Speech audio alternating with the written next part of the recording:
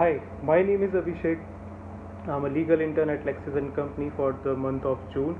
So today's my topic is Justice Khanna's dissent in the ADM Jabalpur case. So before proceeding with the topic, I request you please like, share my videos and subscribe the channel Lexcliq. So let's begin with the topic.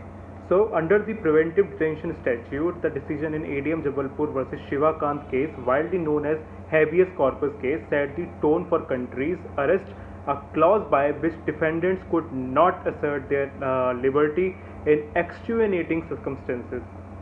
So on 25 June 1975, the President of India, in the exercise of his power given by Clause 1 of Article 352 of the Constitution, declared emergency, stating that a grave emergency exists whereby the security of India is threatened by internal disturbances.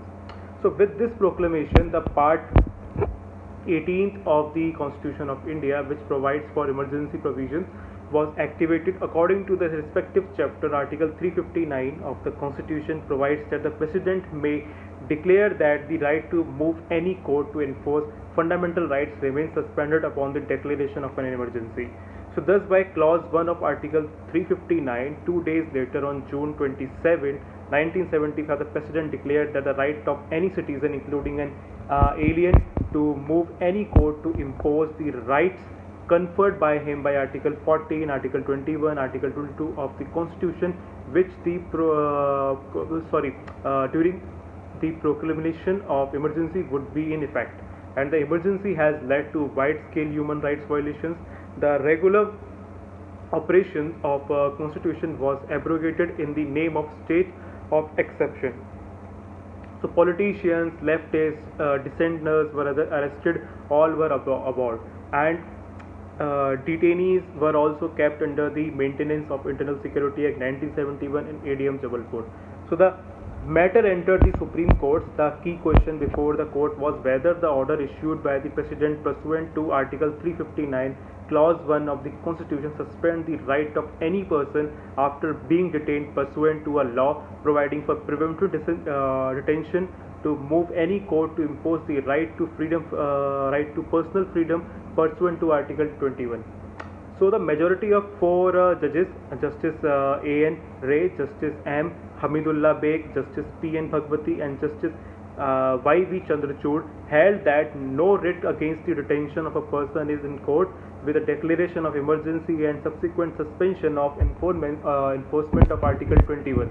The majority held that no person has a standing position to bring before the High Court any written petition pursuant to Article 226 for habeas corpus or any other written order of direction to challenge the lawfulness of the arrest warrant in the view of Presidential Order of 27 June 1975.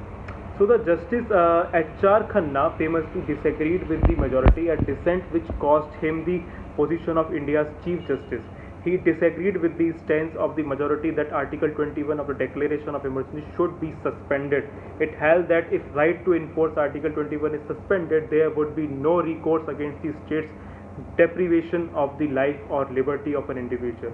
Even if such deprivation may be without the power of law or even the flagrant breach of propositions of law, and observing that such a position would be against rule of law, J. Khanna said that without such sanctity of life and liberty, the distinction between a lawless society and one governed by laws would cease to have any meaning.